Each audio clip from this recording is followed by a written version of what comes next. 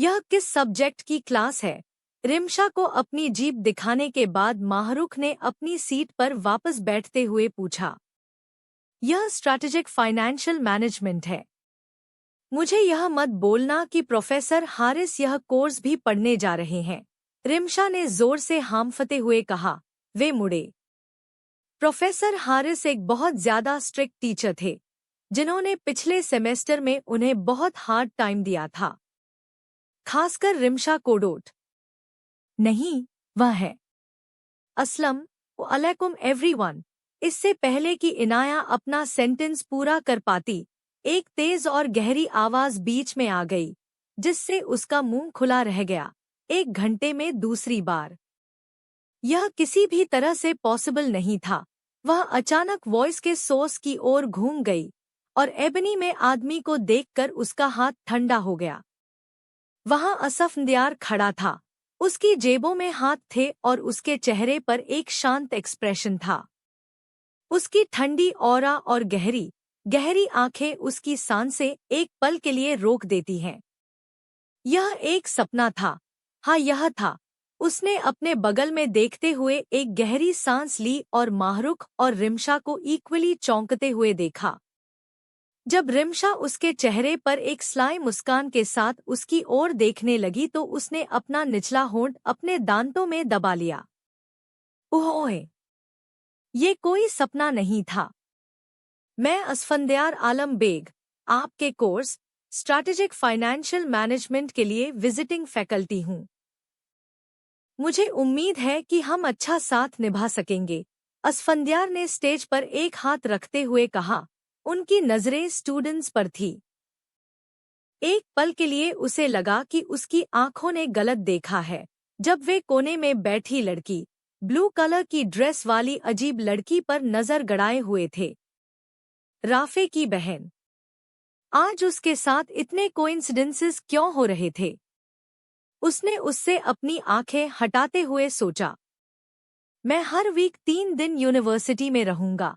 आपको अपने कोर्स की आउटलाइन के साथ साथ ऑफिस आवर्स सहित एक मेल प्राप्त होगा, उन्होंने अपने प्रोफेशनल टोन में सूचित किया। यह यथासंभव क्विकली किया जाना था। उसका ऑफिस भी आना जाना था। आज के लिए क्या हम? हेलो दोस्तों, असफंदियार ने क्लास में एक लड़के को एंटर करते देखा, जो पैंट और लेदर की जैकेट पहने हुए था। उसके बाल अस्त व्यस्त थे और बैग कंधे पर लटका हुआ था। वह लापरवाह अंदाज में रुक गया। एक नज़र से ही पता चल जाता था कि वह प्रॉब्लम मेकर व्यक्ति था। ओह है ज़ैन, बहुत दिनों से नहीं मिले। कुछ स्टूडेंट्स ने क्लास में किसी खास व्यक्ति की प्रेजेंस को भूलकर अभिवादन किया।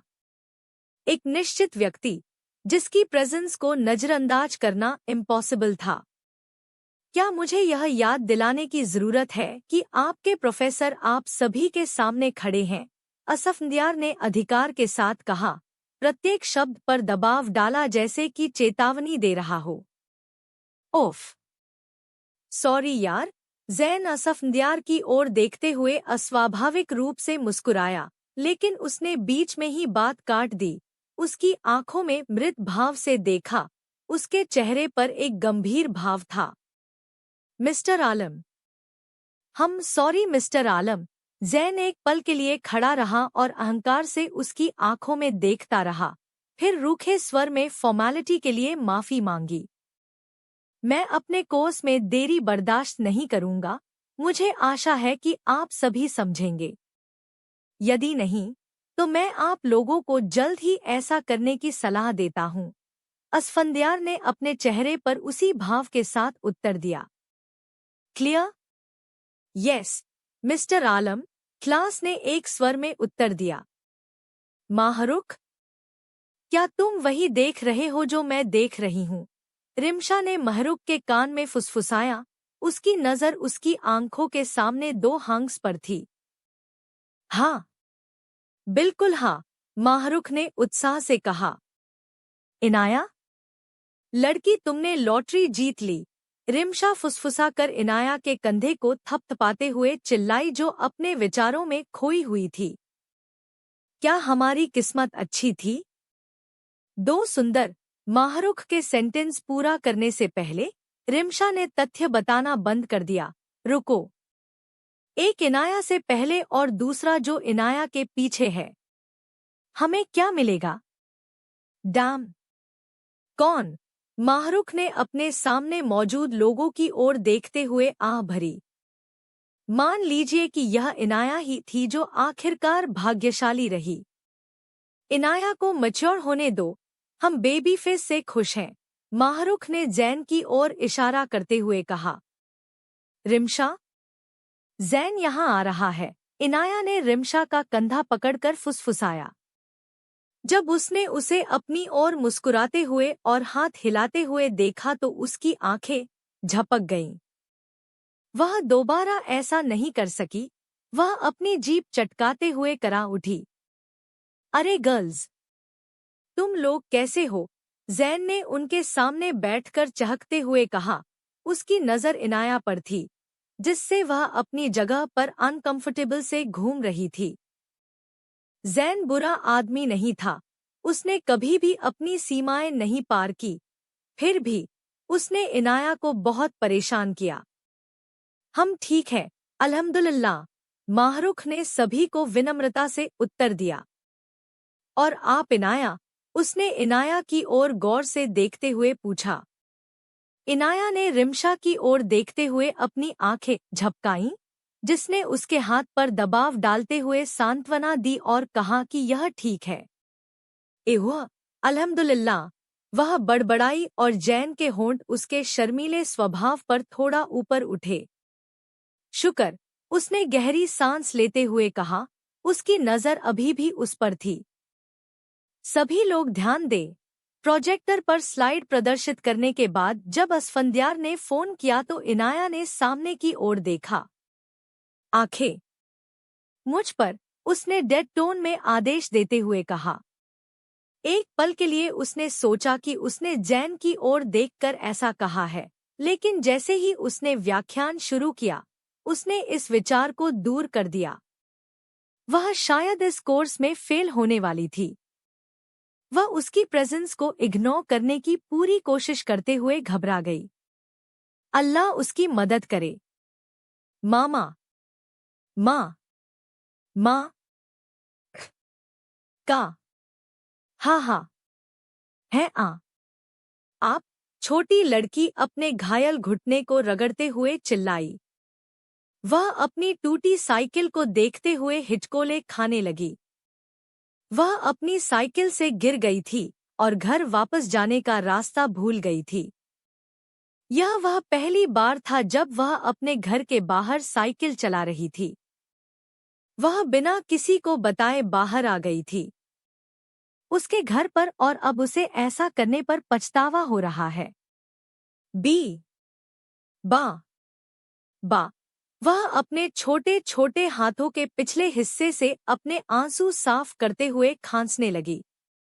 वह लगभग 15 मिनट तक फुटपाथ पर अपना घुटना पकड़कर बैठी रही थी। अब अंधेरा होने लगा था। अरे, एक तेज आवाज ने उसे आगे देखने पर मजबूर कर दिया। किशोरावस्था में एक लड़का उसकी टूटी हुई साइकिल के पास खड़ा था। उसकी आंखें सड़क के किनारे रो रही छोटी लड़की को देखकर उत्सुकता से चमक उठीं। उसने देखा कि उसकी आंखें बुरी तरह सूज गई थी। जब वह अपनी हिचकियां रोकने की कोशिश कर रही थी तो उसके होंठ लड़खड़ा रहे थे। उसकी फूलों वाली सुंड्रेस और 2 पोनीटेल, जिससे वह और भी प्यारी लग रही है। उसने 7 साल के बच्चे के चारों ओर देखा। क्या हुआ छोटी बच्ची? तुम क्यों रो रही हो? उसने उसके घुटने से खून बहते हुए देखकर सॉफ्टली पूछा। आए आए ए एम लो टा, उसने अपनी नाक रगड़ते हुए जवाब दिया जब उसने उसे अपने सामने बैठे देखा और अपनी पैंट की जेब से एक साफ रुमाल निकाला। क्या आप अपने घर की डायरेक्शन जानती हैं? नहीं है, नहीं। ठीक है, मैं तुम्हें तुम्हारे घर ले जाऊंगा, रो मत। उसने उसके घायल घुटने के चारों ओर रुमाल लपेटते हुए कहा, लेकिन जब उसकी चीखें तेज हो गईं तो वह घबरा गया। अरे, तुम बड़ी लड़की हो, रो क्यों रही हो? मत रो। अरे, बा, बा, मैं बा, बा। वह अपना चेहरा हाथों में छिपाते हुए हकलाने लगी। मैं तुम्हें तुम्हारे बाबा के पास ले चलूंगा, रो मत। उसने एक बार फिर पोलाइटली से कोशिश की। वह उसकी स्टेट से अनईजी फील कर रहा था। उसने चारों ओर देखते हुए आह भरी, लेकिन सड़कें खाली थी। उसे यह भी नहीं पता था कि वह कौन थी। वह उसका घर कैसे ढूंढेगा? क्या तुम चॉकलेट खाना चाहोगी? उसने उसके चेहरे को ढकने वाले उसके छोटे हाथों को हटाते हुए पूछा। जैसे ही उसने हाँ में सिर हिलाया, उसकी नसों में राहत महसूस हुई। ठीक है, मैं तुम्हें चॉकलेट दिलाने ले जाऊंगा, लेकिन तुम रोओगी नहीं। तुम बड़ी लड़की हो ना? फिर मैं तुम्हें घर वापस ले जाऊंगा। मैं एक बड़ी जी और स्ट्रॉन्ग लड़की हूँ। उसने अपनी छोटी सी मुट्ठी दिखाते हुए सिर हिलाया। उसे महसूस हुआ कि उसके सामने खड़े प्यारे बच्चे को देखकर उसका हार्ट स्वेल हो गया। उन्होंने पहले कभी बच्चों से बात नहीं की थी। दरअसल उनके ठंडे बिहेवियर के कारण बच्चे उनसे दूर रहना पसंद करते थे। बहुत अच्छा, चलो चलते हैं। वह अपना हाथ उसकी ओर बढ़ाते हुए उठ खड़ा हुआ। उसने उसे आश्चर्य से देखा जब उसने पहले अपने हाथों के पिछले हिस्से से अपना फटा हुआ चेहरा साफ किया, फिर अपने हाथों को अपनी पोशाक से साफ किया, पोनीटेल को सीधा किया और फिर अंत में अपना हाथ उसके हाथ में डाल दिया। You are a good person ना? या तुम मुझे बा के पास ले जाओगे? वह हल्के से मुस्कुराया और उसने अपने मनमोहक चेहरे पर गंभीर भाव के साथ उसकी ओर देखा। वह एक समझदार बच्ची लग रही थी। हाँ, मैं तुम्हें तुम्हारे घर, तुम्हारे बाबा के पास ले जाऊंगा। उसने उसे अपनी बाहों में उठाते हुए आश्वासन दिया, क्योंकि उसके पैर में चोट लग गई थी। तुम्हारा नाम क्या है छोटी बच्ची? उसने नियरेस्ट मार्केट की ओर चलते हुए उसका माइंड डाइवर्ट करने के लिए बातचीत शुरू की। उसे दुकान के मालिक से पता चल सकता है कि वह कौन थी। पी परी परी होप। अरी, तुम्हारा नाम बहुत सुंदर है परी। थैंको। वाह, क्या है आपका एम? नाम असफंदियार। अ अफंदार नहीं, यह फंडियार। असफंदियार ने उसे सुधारा। एफ अपांड एयर। इतना मुहाकिल है। उसने सूंघा, जिससे असफंदियार अपनी जगह पर रुक गया क्योंकि उसका चेहरा उसके आंसुओं से भीगने लगा था। अरे अरे, अच्छा रो मत परी। परी, तुमने कहा था कि तुम एक मजबूत लड़की हो। उसने अपने हाथ से उसका चेहरा पोंछते हुए कहा, लेकिन वह रोती रही। अह, घर जा जाना। मैं घर जाना चाहता हूँ। जा रहे हैं। तुम देखो, अभी हम बस चॉकलेट लेंगे यहाँ से, फिर मैं तुम्हें तुम्हारे घर ले चलूंगा। हन असफंदियार ने दुकान तक पहुँचने की अपनी स्पीड बढ़ाते हुए पूरे रास्ते उसकी पीठ को रगड़ते हुए कहा। उनकी हल्की फुल्की सैर कुछ साहसिक हो गई थी। इनाया बाजी, उठ जाएं। इनाया ने तुरंत अपनी आंखें खोली क्योंकि उसने महसूस किया कि कोई उसके कंधे को धक्का दे रहा है। उसने चारों ओर देखा और अपनी नौकरानी को राहत की सांस लेते हुए पाया। क्या हुआ इनाया बाजी? आप नाश्ते के लिए नहीं आईं? बड़े साहब आपको बुला रहे हैं।